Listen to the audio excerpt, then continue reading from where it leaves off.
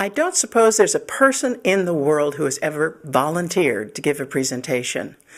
There are really two aspects to presenting that I think are most frightening to people. One is the prospect of having to design those darn slides.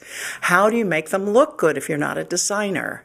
And you've got to stand up in front of them and take claim to them as you present. The second is the prospect of actually standing up in front of an audience. Most people find that absolutely terrifying. Our work in high-stakes presentation addresses both of those frightening issues and attempts to take the sting out of both. One of the most important things to remember when giving a presentation is that it is basically a one-sided affair. Your audience really has no way of stopping you, redirecting you, getting you to speak about what they came to hear. Unless you do the necessary work, the due diligence to understand who your target audience is, it's possible that they will not connect with you. So understanding your audience is a key element to success.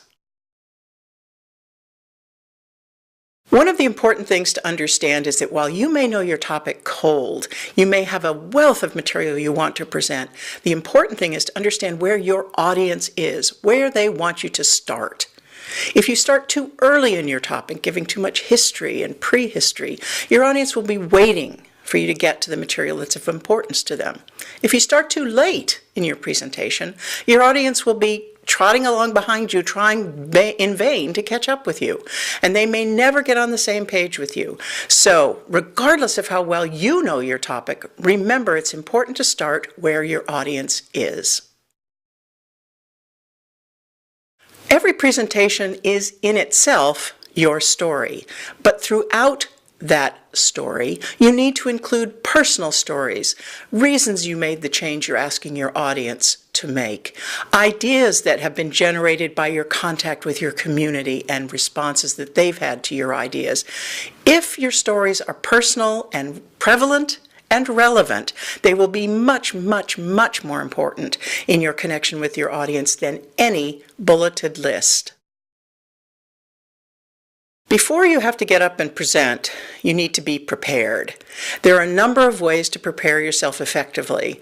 The first, of course, is to practice. The more confidence you have in your material, the more familiar you are with your material, the more likely you are to feel relaxed. A second idea is a relaxation technique. Just before you go out, relax yourself with techniques that are taken from yoga or sports training. The third is to envision someone that you really like waiting for you out there so that you enter with a smile for that person. It is a much more genuine smile than a forced stage smile. Remember, a presentation consists of two things: the images behind you and the words you say.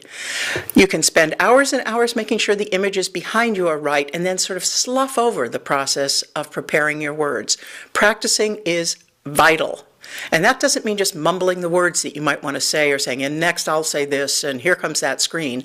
You literally have to stand up and give your presentation with the words you'd use for your audience. Those words are as important, if not more so, than the images behind you. Another wonderful idea is to give your presentation to a coach who can catch your golden words and say, that is an effective phrase. That is the direction you need to move in now. Those kinds of activities will make sure that your presentation is the best it can be.